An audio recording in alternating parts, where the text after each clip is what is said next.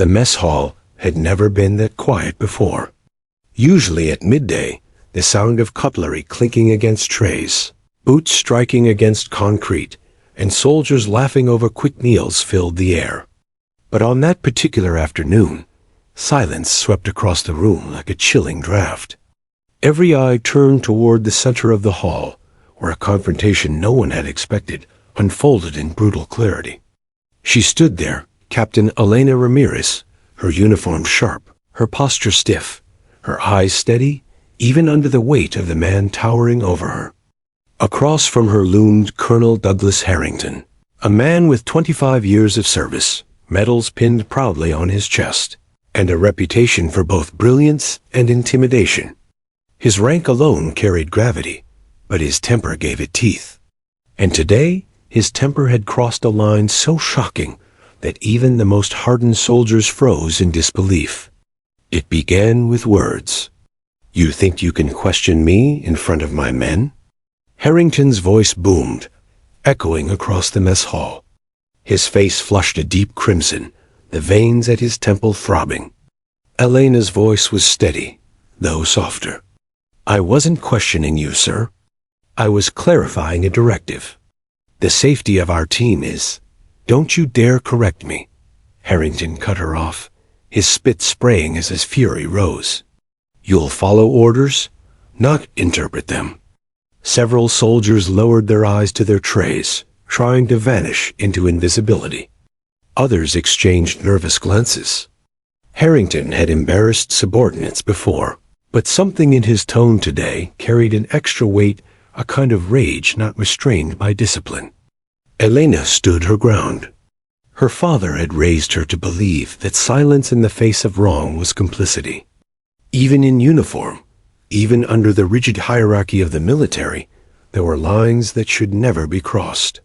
She could feel her heart thundering in her chest, but her training kept her voice level. "With respect, Colonel," she said, "this directive puts the unit at unnecessary risk. I am obligated to bring that to your attention." For a second, the hall seemed to stop breathing. Harrington's eyes narrowed. To him, her words were not a professional objection, but a public insult. His authority was being challenged by a junior officer, and worse, by a woman something his pride would not allow. His next move came with startling swiftness. Before anyone could process what was happening, Harrington grabbed Elena by the arm, spun her toward the latrine just off the mess hall, and in one violent motion, shoved her head down into the toilet bowl. The cold, stale water closed over her face. The metallic scent of disinfectant stung her nose as humiliation burned hotter than any fear. Gasps rippled through the mess hall. A spoon clattered onto a tray. Someone muttered, "Jesus Christ!" But no one moved. When Harrington yanked her up, water streamed down her hair, soaking the collar of her uniform. Elena coughed, blinking away tears of shock and fury. The colonel sneered, his lips curling in satisfaction as though he had restored order. "Next time," he growled, his voice low but venomous, "you'll remember your place." He released her arm, letting her stumble backward against the wall. The silence that followed was deafening. Soldiers sat frozen in their seats, torn between outrage and self-preservation. The power of the colonel's rank pressed down on the room like a suffocating weight. No one dared to intervene. No one dared to speak. Elena, dripping and breathless, straightened her back. Her uniform clung uncomfortably to her body, water dripping from her hair onto the floor in slow, steady beats.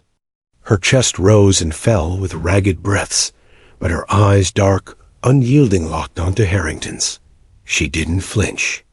In that moment, humiliation and fury intertwined within her, but so did something else, resolve.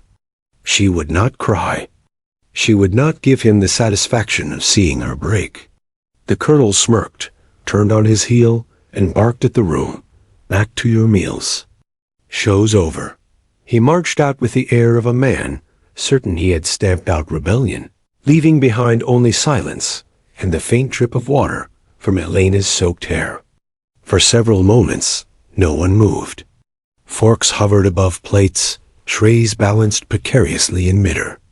A sergeant at the far table opened his mouth as if to speak, then shut it quickly when Elena's eyes briefly met his. The fear was palpable.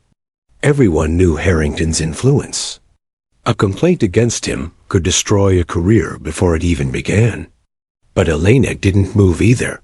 She stood still, head held high despite the water soaking through her clothes, her jaw tight, her dignity clinging to her like armor. Inside, the humiliation burned deep, searing her pride. But beneath the sting was something stronger, a flicker of determination that no act of violence could extinguish. When she finally walked out of the mess hall, the sound of her boots against the floor echoed louder than usual. No one dared stop her. Some watched in shame, others in awe, and a few in silent admiration. Everyone knew they had witnessed something more than just an act of aggression. They had witnessed a breaking point. For Harrington, it had been a display of dominance. For Elena, it was the beginning of a fight she hadn't chosen, but would see through to the end. That night, alone in her quarters, she stripped off her wet uniform and sat in silence. The events replayed in her mind like a cruel film reel. The colonel's sneer, the gasps from the crowd, the cold water rushing over her face. Shame tried to settle in her chest, but she refused to let it.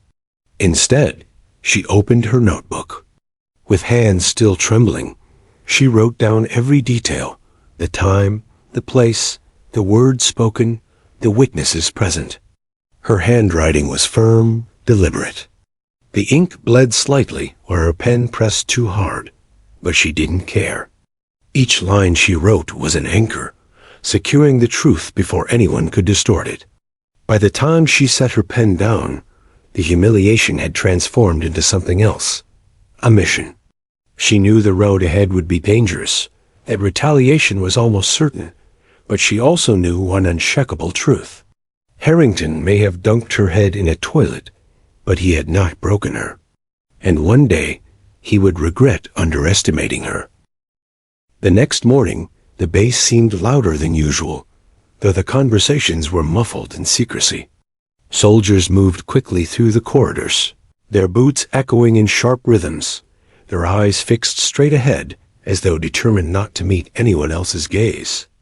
Yet Elena could feel it everywhere she went. The atmosphere shifted slightly. Conversations stopped when she passed. Groups thinned, as if her presence carried danger.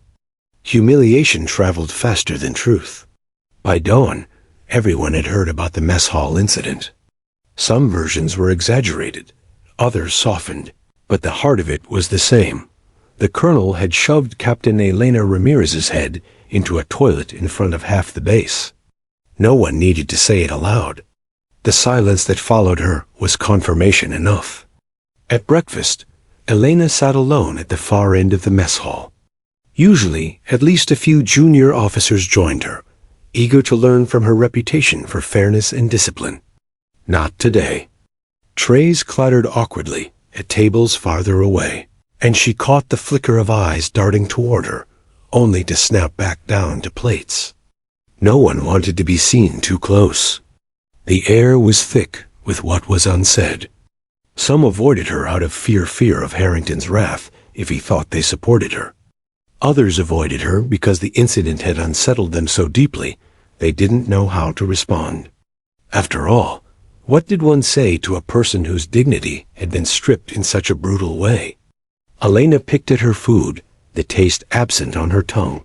Her stomach churned, not from the meal, but from the invisible wall building around her. Later that day, she walked into the operations office.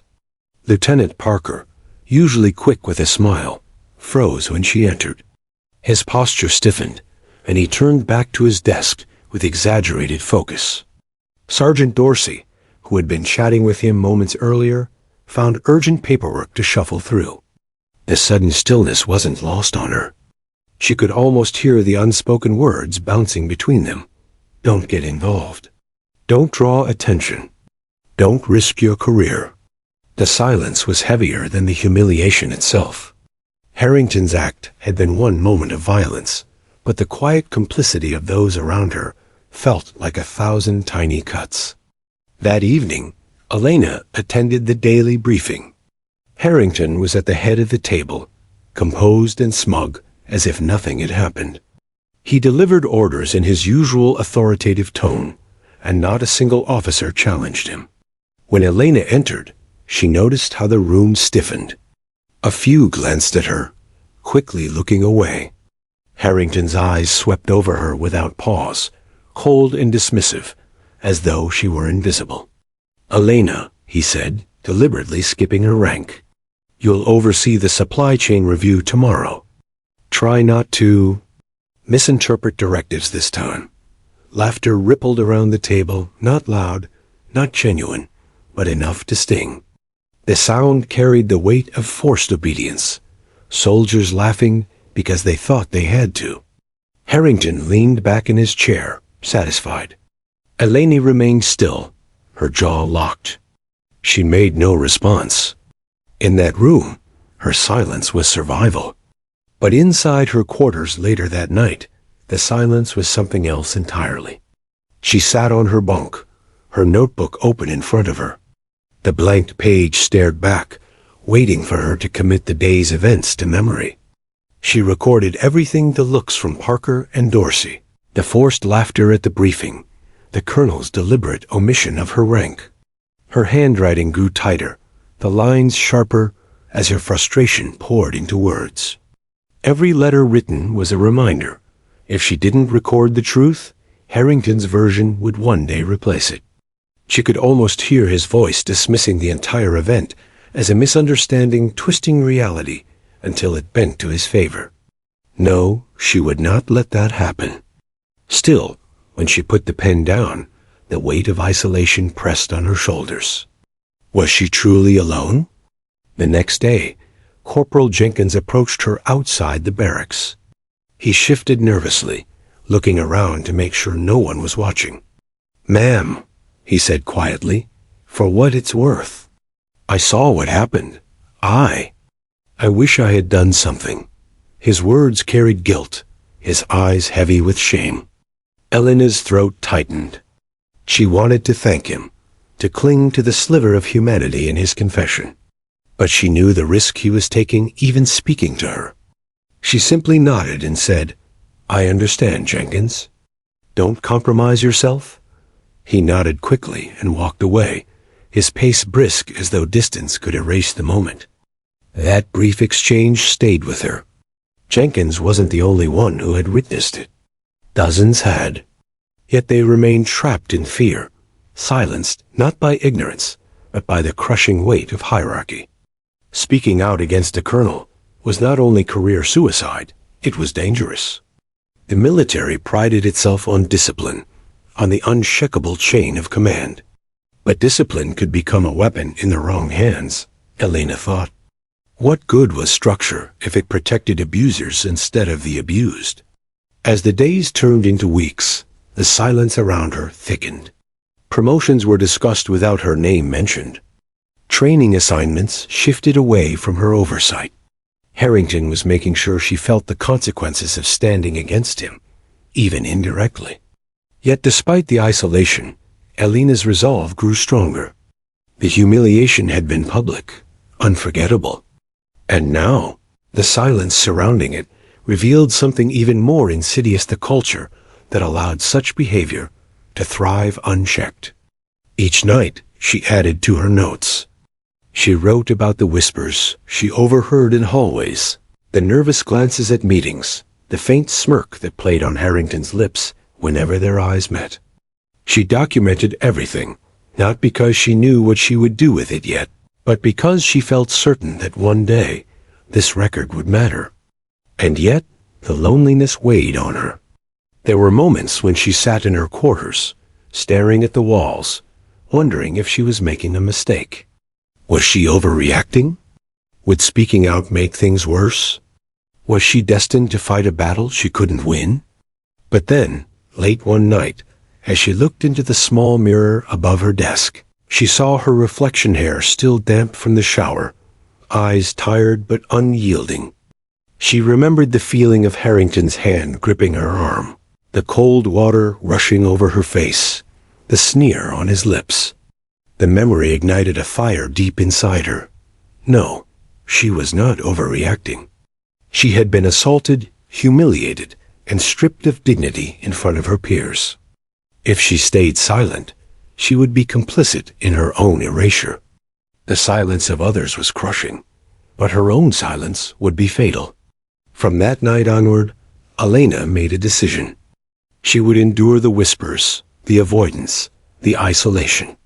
She would let the weight of silence press down on her, not as a burden, but as a forge. Every day she survived it, she grew stronger. Every page she filled with notes, she built her case. The base might pretend nothing had happened, but Elena knew the truth. And when the time came, she would make sure everyone else knew it too. The silence would not last forever. Captain Elena Ramirez had always believed strength came from discipline, from holding yourself steady when others faltered. But in the weeks following her humiliation, she discovered strength could also come from something quieter, something less visible, the slow, deliberate act of preparing for a fight you weren't supposed to win. The base carried on as if nothing had happened. Soldiers trained, drills thundered across the fields, briefings unfolded with the same clipped commands. Harrington's voice boomed as always, thick with authority, his presence seemingly untouchable. But beneath the surface, Elena felt the ripple. The whispers still lingered. Eyes still followed her when they thought she wasn't looking. The event had not been forgotten. It had simply been buried beneath silence. She refused to let it stay buried. At night, while others unwound in the rec room or collapsed into bunks after grueling drills, Elena sat at her small desk with her notebook open. She treated each entry like a mission log. Every detail mattered: the time of the incident, the exact words spoken, the number of soldiers present, even the temperature of the water as it dripped down her face. She wrote with surgical precision, replaying the humiliation in her mind until it was carved into the page so deeply it could never be erased. Then she documented the aftermath, the looks of avoidance, the snide remarks, the subtle punishments Harrington imposed. When she was passed over for a task she was qualified for, she wrote it down. When her suggestions in meetings were ignored, she noted the dismissive glances. It became a daily ritual, a quiet rebellion against the silence that smothered the base. Her notebook filled quickly, the pages thick with ink. To anyone else, it was just scribbled notes, but to Elena, it was armor. Still, armor alone wasn't enough. She knew she couldn't take on Harrington with documentation alone. She needed allies, though finding them was perilous. Trust was fragile on the base. Even a well-meaning confidant could crumble under pressure, and one misplaced word could end her career before it began. Her first attempt was with Lieutenant Parker. They'd worked together on multiple missions, and she remembered his discomfort the day after the incident. Catching him in the supply room one evening, she closed the door behind them. "Parker," she said quietly, her voice steady but low, "I need to know something. You were there that day. You saw what happened, didn't you?" He stiffened, his hands gripping the clipboard so tightly his knuckles whitened. "Captain, I can't." "You don't have to do anything," she interrupted, sensing his fear. "Just tell me. Did you see it?" For a moment, his eyes met hers. Guilt flashed across his face, followed quickly by fear. He nodded once, sharply, then looked away. "That's all I needed," Elena said softly. She didn't press him further. She knew the risk he was already taking by admitting even that much. The exchange gave her a flicker of hope. She wasn't completely alone.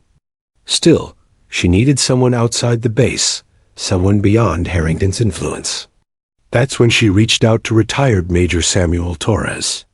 He had been her mentor years ago, during officer training, a man who valued integrity above politics. Reaching him wasn't easy. She had to wait until a weekend leave, traveling 2 hours into the nearest town to meet him at a small cafe off the highway. Torres listened silently as she laid everything out. The toilet incident, the silence, the retaliation. His jaw clenched tighter with every detail. "Damn it, Elena," he muttered finally, his voice rough. "I wish I could say I'm surprised. But I've seen men like Harrington before. They think rank makes them gods. What should I do?" She asked, her voice breaking for the first time. "If I file a formal complaint, I know what'll happen. They'll bury it. Or worse, bury me." Torres leaned forward, his eyes sharp. "Then you don't give them the chance. You document everything, every insult, every retaliation, every witness. Build a case so strong they can't ignore it. And when you're ready, don't go through the chain of command. Go above it." His words settled in her chest like steel. For the first time since the humiliation, she felt a plan forming. It wouldn't be easy, it would be dangerous, but it gave her direction. Over the following weeks, Elena became meticulous. She wasn't just writing in her notebook anymore. She was gathering evidence.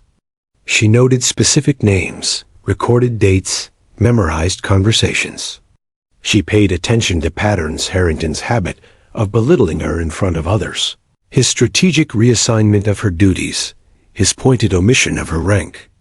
Alone, each act could be dismissed as coincidence or personality. Together, they painted a clear picture of retaliation. But even with evidence, doubt crept in during quiet moments. Lying awake at night, she replayed the warnings in her mind. "You'll ruin your career. You'll be blacklisted. No one will believe you." Harrington had power, connections, decades of service. She was just one officer. In those moments, she reached for her notebook. She flipped through the pages, reminding herself of the truth written in her own hand. Every line was a reminder that she wasn't crazy, that what she endured was real, that her pain had weight. One evening, as she sat writing, Corporal Jenkins knocked lightly on her door.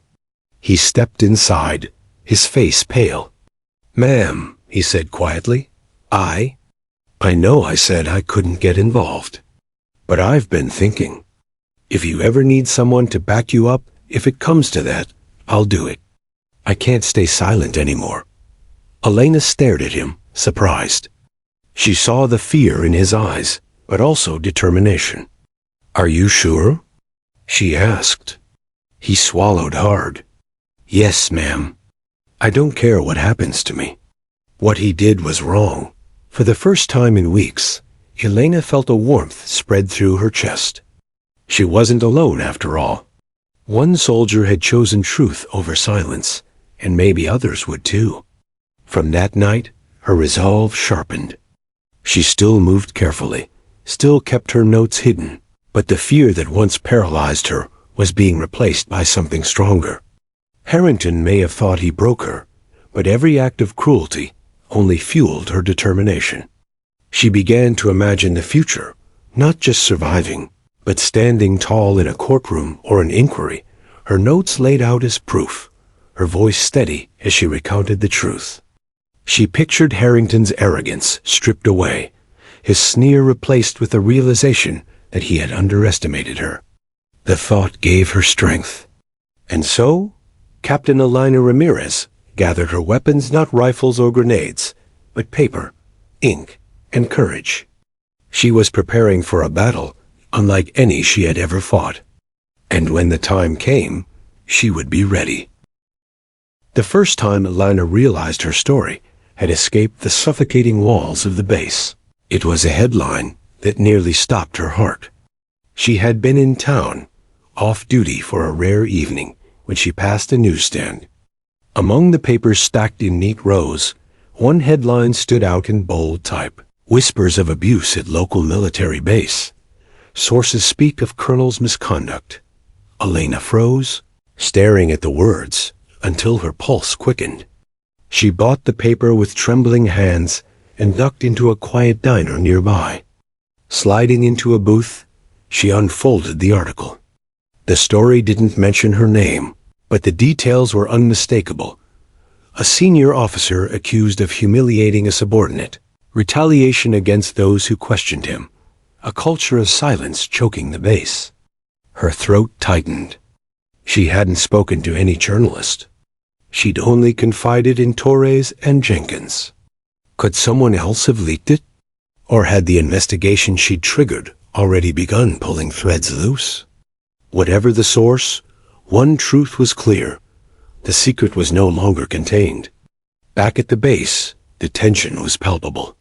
Soldiers walked with stiffer backs, their conversations sharper, their eyes darting toward shadows where none had been before. The air buzzed with suspicion. Who had spoken? Who could be trusted? Who might be listening? Colonel Harrington acted unbothered, striding through the halls with his usual swagger, barking orders with the same iron confidence. But Elena noticed the subtle change in his demeanor, the slight clench of his jaw when he passed a group of soldiers whispering, the flicker of annoyance when reporters appeared outside the gate, cameras flashing. The chain of command scrambled to contain the story. Briefings were filled with phrases like internal matter, baseless rumors, and detrimental to morale. Officers were instructed not to engage with the press. Soldiers were warned of severe consequences for leaks. The harder they tried to clamp down, the more the rumors spread. Inside the base, a vision cracked the surface of discipline. Some whispered that Elena was a troublemaker, bringing shame to the unit, tarnishing the uniform.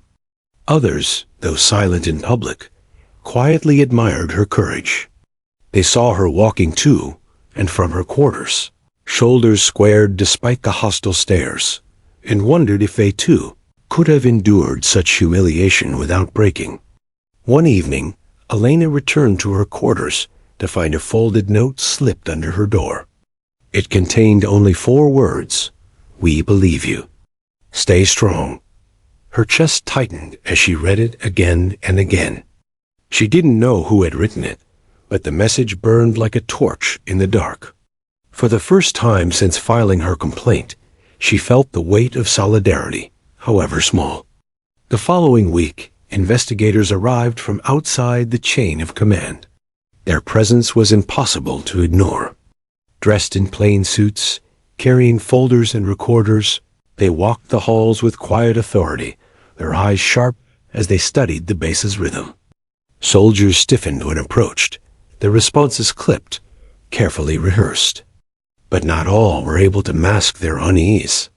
Elena was summoned first.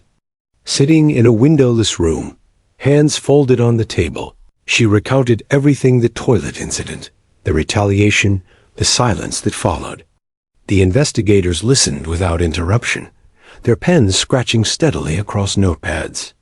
When she finished, the room was quiet for a moment. "Captain Ramirez," one finally said, "you understand the risks of making these statements?" "Yes," she replied firmly. "But I also understand the risks of silence." Word of her testimony spread quickly, though unofficially. Those loyal to Harrington muttered that she was exaggerating, trying to destroy a decorated officer's career. They whispered that she was emotional, that she didn't understand how the system worked, but others began to waver in their silence. The sight of outside investigators stirred something in them. The shield of invincibility around Harrington had cracked. Suddenly, the idea of speaking out didn't seem as impossible. One night in the mess hall, Lieutenant Parker slid into the seat across from Elena. His eyes darted nervously around the room, but his voice was steady. "I'm ready," he said. Elena frowned. "Ready for what?" "To tell the truth," Parker whispered. "I saw what he did to you. I've been sick with it ever since. I'll talk to the investigators." Her breath caught in her chest. For weeks, she had carried the weight alone, with only Jenkins and Torres in her corner. Now, one of the men who had been in that mess hall was choosing truth over fear. "Are you sure?" she asked quietly. Parker nodded. I should have done it the day it happened. Better late than never. The next day, Parker gave his testimony. A week later, 2 more soldiers followed.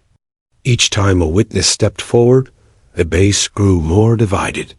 Harrington's loyalists doubled down, whispering of betrayal, of weakness. But the others, those who had stayed silent out of fear, began to see possibility. If Parker could survive speaking up, maybe they could too. The investigators moved methodically, their presence now impossible to ignore.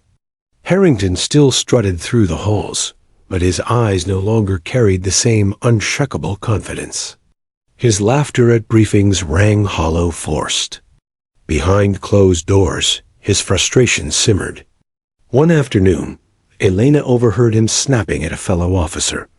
"Do you think a few cowards are going to ruin me? I built this base. They wouldn't dare." But they were daring.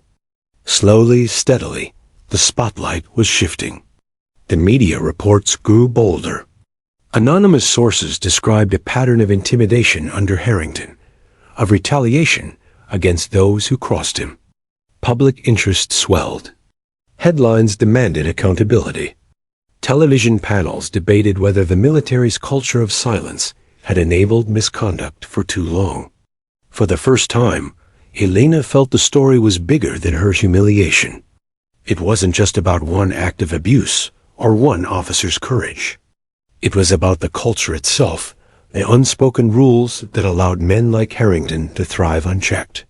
One night, as she sat in her quarters reading another article, Jenkins knocked softly on her door. "Ma'am," he said, "things are changing. People are talking. Some are scared, but they're watching you. They see you standing tall, and it's giving them courage. Whatever happens, you've already made a difference." Elena smiled faintly, though exhaustion weighed on her bones. "We're not done yet," she replied. She knew Jenkins was right. The spotlight was no longer dim, flickering at the edges. It was glaring now, hot and unyielding, and Harrington was standing directly in its center. The question wasn't whether he felt its heat, it was how long he could withstand it before it burned him down.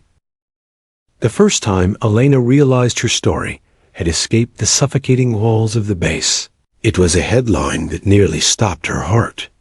She had been in town, off duty for a rare evening, when she passed a newsstand. Among the papers stacked in neat rows, one headline stood out in bold type: "Whispers of abuse at local military base. Sources speak of colonel's misconduct." Elena froze, staring at the words until her pulse quickened. She bought the paper with trembling hands and ducked into a quiet diner nearby. Sliding into a booth, she unfolded the article. The story didn't mention her name, but the details were unmistakable. A senior officer accused of humiliating a subordinate, retaliation against those who questioned him, a culture of silence choking the base. Her throat tightened. She hadn't spoken to any journalist. She'd only confided in Torres and Jenkins. Could someone else have leaked it? Or had the investigation she'd triggered already begun pulling threads loose? Whatever the source, one truth was clear. The secret was no longer contained. Back at the base, the tension was palpable. Soldiers walked with stiffer backs, their conversations sharper, their eyes darting toward shadows where none had been before. The air buzzed with suspicion. Who had spoken? Who could be trusted? Who might be listening? Colonel Harrington acted unbothered, striding through the halls with his usual swagger, barking orders with the same iron confidence. But Elena noticed the subtle change in his demeanor, the slight clench of his jaw when he passed a group of soldiers whispering, the flicker of annoyance when reporters appeared outside the gate, cameras flashing. The chain of command scrambled to contain the story. Briefings were filled with phrases like internal matter, baseless rumors, and detrimental to morale. Officers were instructed not to engage with the press. Soldiers were warned of severe consequences for leaks. The harder they tried to clamp down, the more the rumors spread. Inside the base, division cracked the surface of discipline. Some whispered that Elena was a troublemaker, bringing shame to the unit, tarnishing the uniform. Others, though silent in public, quietly admired her courage. They saw her walking to and from her quarters, shoulders squared despite the hostile stares, and wondered if they, too, could have endured such humiliation without breaking. One evening, Elena returned to her quarters to find a folded note slipped under her door. It contained only 4 words: "We believe you. Stay strong." Her chest tightened as she read it again and again. She didn't know who had written it, but the message burned like a torch in the dark. For the first time since filing her complaint, she felt the weight of solidarity, however small. The following week, investigators arrived from outside the chain of command. Their presence was impossible to ignore. Dressed in plain suits, carrying folders and recorders, they walked the halls with quiet authority, their eyes sharp as they studied the base's rhythm. Soldiers stiffened when approached, their responses clipped, carefully rehearsed. But not all were able to mask their unease. Elena was summoned first. Sitting in a windowless room, hands folded on the table, she recounted everything: the toilet incident, the retaliation, the silence that followed. The investigators listened without interruption, their pens scratching steadily across notepads. When she finished, the room was quiet for a moment. "Captain Ramirez," one finally said, "you understand the risks of making these statements?" "Yes," she replied firmly. "But I also understand the risks of silence." Word of her testimony spread quickly, though unofficially. Those loyal to Harrington muttered that she was exaggerating, trying to destroy a decorated officer's career. They whispered that she was emotional, that she didn't understand how the system worked, but others began to waver in their silence. The sight of outside investigators stirred something in them. The shield of invincibility around Harrington had cracked. Suddenly, the idea of speaking out didn't seem as impossible. One night in the mess hall, Lieutenant Parker slid into the seat across from Elena. His eyes darted nervously around the room, but his voice was steady. "I'm ready," he said. Elena frowned. "Ready for what?" "To tell the truth," Parker whispered. "I saw what he did to you. I've been sick with it ever since. I'll talk to the investigators." Her breath caught in her chest. For weeks she had carried the weight alone, with only Jenkins and Torres in her corner. Now, one of the men who had been in that mess hall was choosing truth over fear. "Are you sure?" she asked quietly. Parker nodded. "I should have done it the day it happened. Better late than never." The next day, Parker gave his testimony. A week later, 2 more soldiers followed. Each time a witness stepped forward, the base grew more divided. Harrington's loyalists doubled down, whispering of betrayal, of weakness. But the others, those who had stayed silent out of fear, began to see possibility. If Parker could survive speaking up, maybe they could too. The investigators moved methodically, their presence now impossible to ignore. Harrington still strutted through the halls, but his eyes no longer carried the same unshakable confidence. His laughter at briefings rang hollow, forced. Behind closed doors, his frustration simmered. One afternoon, Elena overheard him snapping at a fellow officer. "Do you think a few cowards are going to ruin me? I built this base." They wouldn't dare, but they were daring. Slowly, steadily, the spotlight was shifting. The media reports grew bolder. Anonymous sources described a pattern of intimidation under Harrington, of retaliation against those who crossed him. Public interest swelled. Headlines demanded accountability. Television panels debated whether the military's culture of silence had enabled misconduct for too long. For the first time, Elena felt the story was bigger than her humiliation. It wasn't just about one act of abuse or one officer's courage. It was about the culture itself the unspoken rules that allowed men like Harrington to thrive unchecked. One night, as she sat in her quarters reading another article, Jenkins knocked softly on her door. "Ma'am," he said, "things are changing. People are talking. Some are scared, but they're watching you. They see you standing tall, and it's giving them courage. Whatever happens, you've already made a difference." Elena smiled faintly, though exhaustion weighed on her bones. "We're not done yet," she replied. She knew Jenkins was right. The spotlight was no longer dim, flickering at the edges. It was glaring now, hot and unyielding, and Harrington was standing directly in its center. The question wasn't whether he felt its heat, it was how long he could withstand it before it burned him down. Colonel Harrington had weathered storms before. Deployments, political scandals, even budget cuts that nearly gutted his command. Each time, he came out unscathed. So when whispers of misconduct threatened his career, he did not panic. Not at first. "Never let them see you bleed," he muttered to himself in the mirror one morning, straightening his perfectly pressed uniform. His medals gleamed in the reflection, reminders of decades spent climbing the ladder. In his mind, no accusation could outweigh his years of service, his record of victories. This was just another battle, and he knew how to fight. The first line of defense was denial. At an emergency meeting with senior staff, Harrington leaned back in his chair, exuding the calm authority of a man wrongly accused. "These rumors are baseless," he declared, his voice sharp but measured.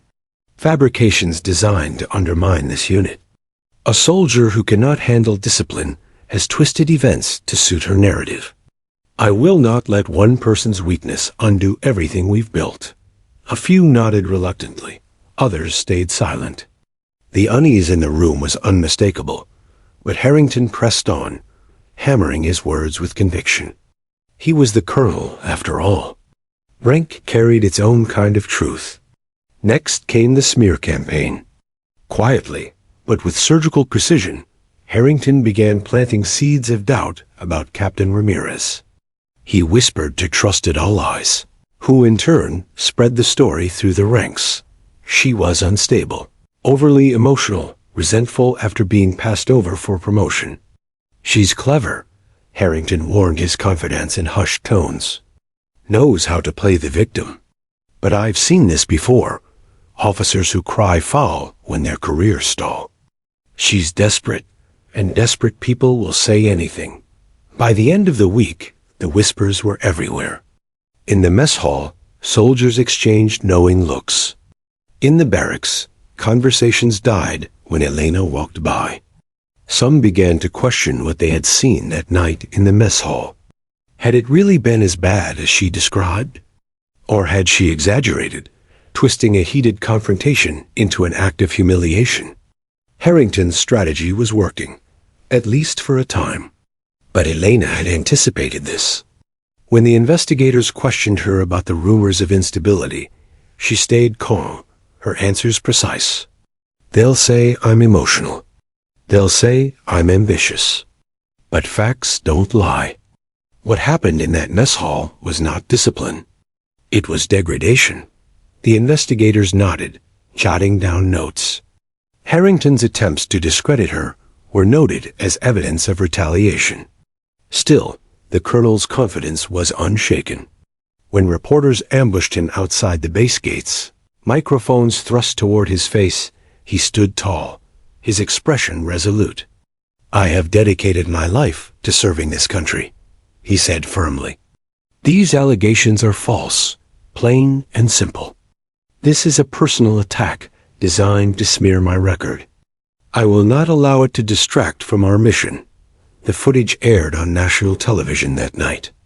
To the casual viewer, Harrington appeared every bit the decorated officer he claimed to be. Proud, disciplined, unwavering.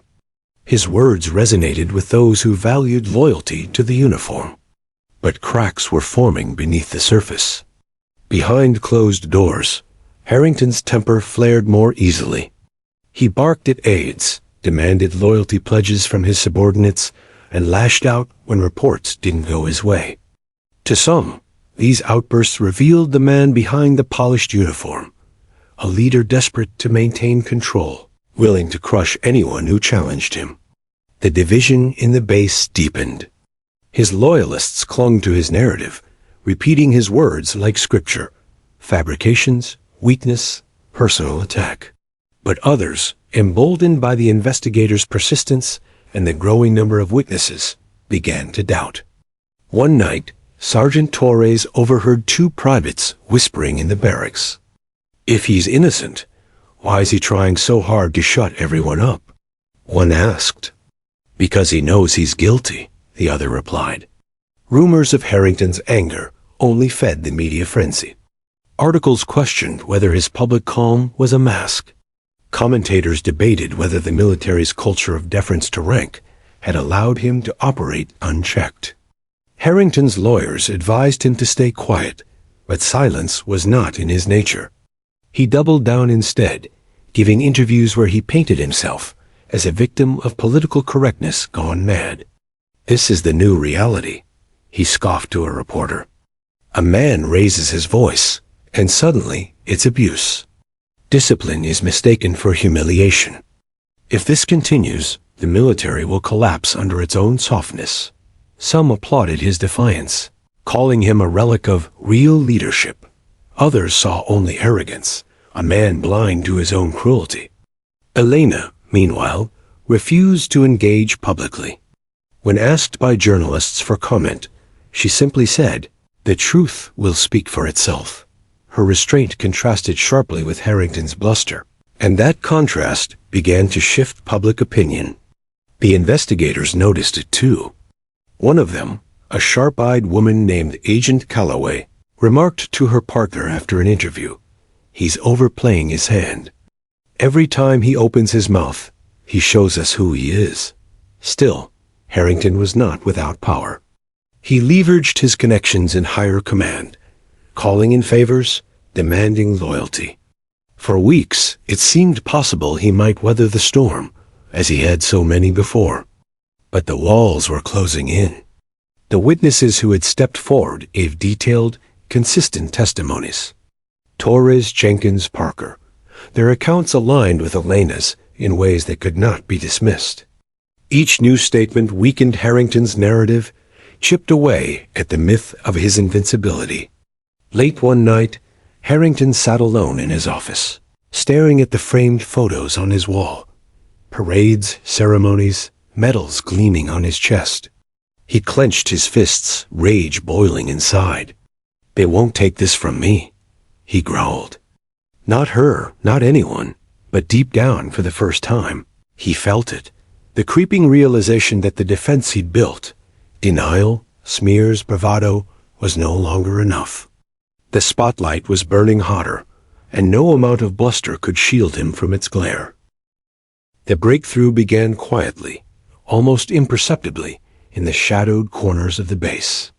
Lieutenant Parker had already given his testimony to the investigators, but others hesitated. Fear, ingrained over years of rigid hierarchy, held them back. No one wanted to be the next target of Harrington's wrath. Yet the ripple Parker created could not be ignored. It was Corporal Jenkins who followed.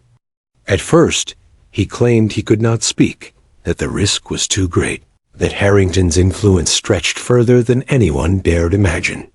But the gnawing guilt, the memory of Elena, water streaming down her uniform, her dignity stripped before an entire hall drove him to courage. One evening, he approached Agent Calloway quietly in the barracks. "I can't stay silent anymore," Jenkins whispered. "I saw everything. I'll tell the truth." That single decision opened a door. Soon after, a senior sergeant, long loyal to Harrington but quietly disturbed by his behavior, requested a private interview. The sergeant's testimony corroborated Elena's account, revealing patterns of intimidation and abuse spanning years. Each statement was carefully documented, a mosaic forming that no one could ignore. Harrington, sensing the tide turning, tried to tighten his grip. He held private meetings with subordinates, demanding loyalty, issuing veiled threats. "Remember who you serve," he said. "Choose wisely who you align with." His words were meant to instill fear, to silence the wavering witnesses. But the fear had begun to crack. The base had seen something it could not unsee. The humiliation, the bravado, the silence, it was all converging into a storm. Witness after witness came forward, quietly at first, then with growing resolve. They recounted not just the toilet incident, but a pattern of behavior, public shaming, the reassignment of responsibilities as punishment, and verbal abuse disguised as discipline.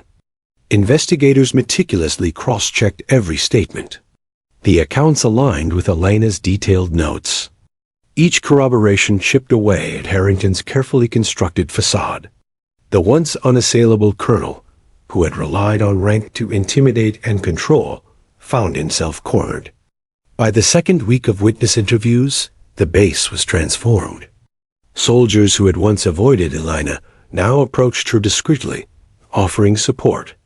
Small notes slid under doors, whispered acknowledgments in the corridors, nods of solidarity during briefings.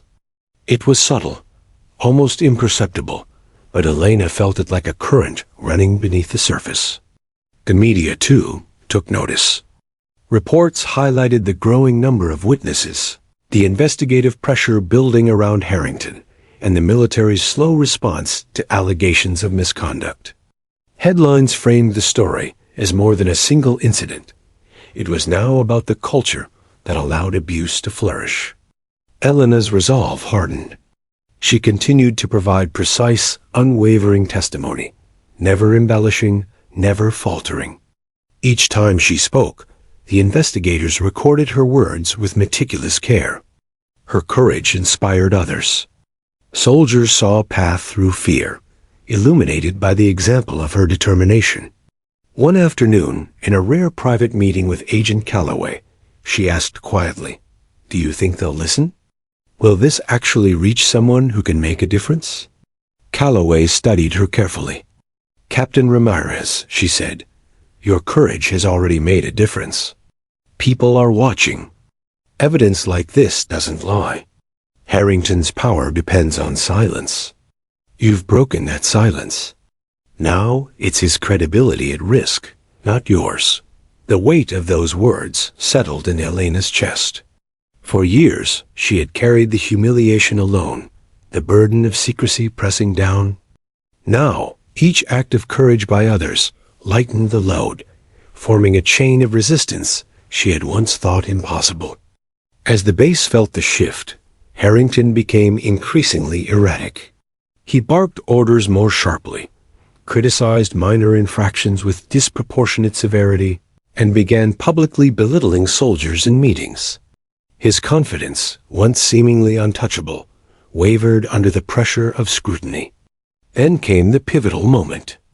A group of 5 officers, senior to Parker and Jenkins, but junior to Harrington, requested an emergency meeting with the investigators. They presented their statements, corroborated accounts of abuse, intimidation, and retaliation spanning months. Each one reinforced Elena's story, and together they painted a damning picture of a leader abusing his authority. Harrington's defense strategy crumbled. His denials, his smears, his public bravado, all were now undermined by a clear, factual record.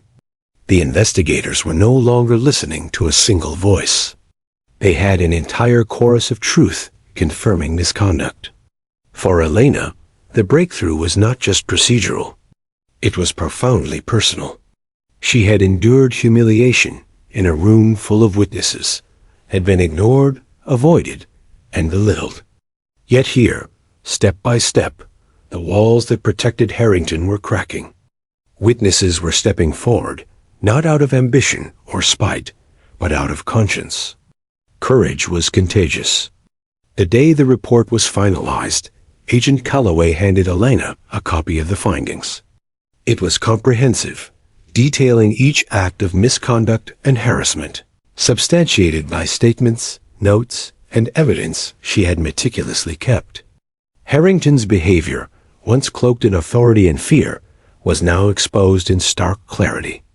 Elena felt a surge of vindication, tempered by exhaustion. The base had been transformed, fear had been replaced, slowly but surely, by a willingness to confront wrongdoing. Soldiers now approached her with quiet respect, not out of protocol, but genuine admiration. That evening, she walked through the empty corridors of the base. The air felt different, charged with possibility. She paused in the mess hall, staring at the space where the incident had occurred months ago. Once, this place had been a theater of humiliation. Now, it symbolized something else entirely: courage, persistence, and the power of truth.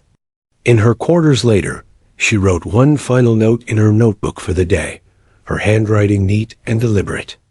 They came forward. The silence has been broken. The spotlight is no longer on me. It is on the truth. She set the pen down and exhaled, a long, measured breath. For the first time since that dreadful day in the mess hall, she allowed herself a moment of relief. The battle was far from over, but the turning point had arrived. Outside, the wind rustled through the base's perimeter fences. The evening sky, streaked with deep shades of orange and purple, seemed to promise something new. Change was coming, not just for her, but for everyone who had been silenced for too long. Elena knew the road ahead would still be challenging. Harrington had influence, and there would be resistance. But for now, she allowed herself to feel the quiet power of justice beginning to stir. The breakthrough was more than procedural. It was symbolic. It was proof that courage, once sparked, could ignite a movement even in the most oppressive places. And that spark had been lit by her. The morning air was crisp, the base unusually quiet. News had spread. The investigation was complete. Colonel Harrington, once untouchable, had been relieved of his command pending further review. The very walls that had once sheltered his arrogance now seemed to echo the consequences of his actions.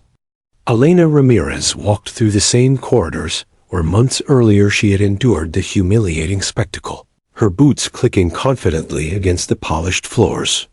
Each step reminded her that what had once felt like insurmountable fear had become the foundation of her strength. The base had changed in subtle but undeniable ways. Soldiers no longer glanced at her with avoidance or suspicion. Their stares were respectful, tinged with admiration. Some offered quiet nods in passing, acknowledging the courage it had taken to endure and challenge Harrington's misconduct. The whispers that had once suffocated the halls were replaced by conversations of accountability and change. Elena could feel it. The culture was shifting. Harrington, meanwhile, had become a cautionary tale. His public denials, his attempts at smearing Elena, his calculated arrogance, all of it had crumbled under the weight of documented truth. His influence, once untouchable, was shattered. For the first time in decades, the colonel faced the reality that rank and fear could not shield him from consequences. Soldiers whispered about his downfall, some with relief, others with incredulity. Authority alone, they now realized, was never enough to suppress truth indefinitely.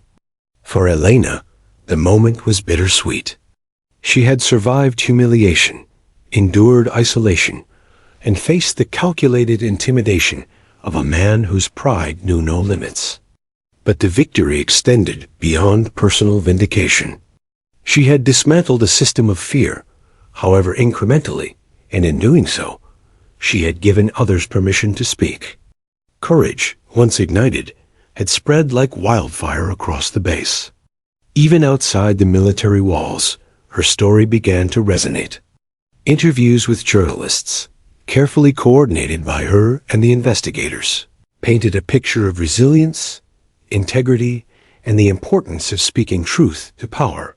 She refused to sensationalize her own experience, focusing instead on the systemic issues that allowed such misconduct to persist. Her voice, calm but unwavering, became a beacon for those who had endured similar abuse but remained silent. The first public event she attended after the investigation concluded was a panel on military ethics and leadership. Sitting at the front of a packed room of officers, enlisted personnel, and civilian observers, Elena recounted her experience, not as a tale of victimhood, but as a lesson in accountability. She spoke of the humiliation, the isolation, and the painstaking work of gathering evidence. She emphasized the courage of those who came forward and the importance of systemic reform. One officer raised his hand, voice hesitant. "How did you keep going when it felt like no one was on your side?" Elena paused, reflecting on the months of fear and perseverance. "I focused on the truth," she said finally. "Humiliation is powerful, and fear is real. But if you let them dictate your story, they win. I documented everything. I relied on those few I trusted, and I reminded myself that silence benefits only the abuser." The room was silent, the weight of her words settling like a heavy cloak. In that silence, she saw nods, the flicker of understanding, and in some faces, the spark of courage that might one day break cycles of abuse. Back on the base, changes were already being implemented. Training on ethical leadership and respect became mandatory. Anonymous reporting systems were strengthened. Officers were reminded that rank did not grant immunity from accountability. The culture, while not perfect, was beginning to shift. Soldiers no longer feared speaking out, and those who had once endured in silence found inspiration in Elena's example. Yet Elena's journey was not complete. She took on new responsibilities, mentoring younger officers, leading workshops on ethics and leadership, and advocating for systemic reforms across other military installations. She became a symbol not only of personal resilience, but of institutional change, showing that one person's courage could ripple outward, challenging entrenched power structures and reshaping norms. Her victories were not only public, but deeply personal. She had reclaimed her dignity, no longer defined by the humiliating incident in the mess hall, but by the courage and persistence she demonstrated in its aftermath. Every page of her notebook, every conversation with a confidant, every calculated step had contributed to the dismantling of a toxic authority. Harrington's downfall was not just a personal victory, it was a collective lesson in justice and accountability. Even months later, she would walk past the mess hall, glance at the toilet where the incident had occurred, and allow herself a quiet, private smile. The humiliation had once been raw and suffocating, but now it served as a reminder. The truth, carefully preserved and courageously defended, has power beyond fear. The ripple effect of her actions continued. Soldiers at other bases began to share similar experiences, emboldened by her story. Requests for consultations and workshops poured in, as military leadership recognized the need to address systemic failures before they escalated. What began as a personal ordeal had transformed into a movement, fostering a culture where accountability was possible and fear could no longer dictate silence. Through it all, Elena remained grounded. She did not relish in Harrington's downfall, though justice had been served. Her focus was on the future, on creating systems that protected subordinates, ensured ethical leadership, and nurtured courage. She believed that one day, the military would no longer be defined by the fear of rank, but by integrity, accountability, and respect. On her last night at the base, before a temporary assignment elsewhere, she stood on the balcony of her quarters, looking out over the perimeter fences. The wind carried the quiet hum of activity below, soldiers walking to and from drills, laughter spilling from the mess hall, the subtle rhythm of a base learning to breathe again. Elena allowed herself a deep breath, feeling the weight of the past months finally lift. She had faced humiliation, endured isolation, confronted a powerful abuser, and emerged not just intact, but empowered. She whispered quietly to herself, almost like a vow, "This is just the beginning." Change doesn't stop here. It spreads. And with that, Captain Elena Ramirez turned away from the balcony, her resolve stronger than ever, ready to continue her mission, both as an officer and as a beacon for courage and justice within the military.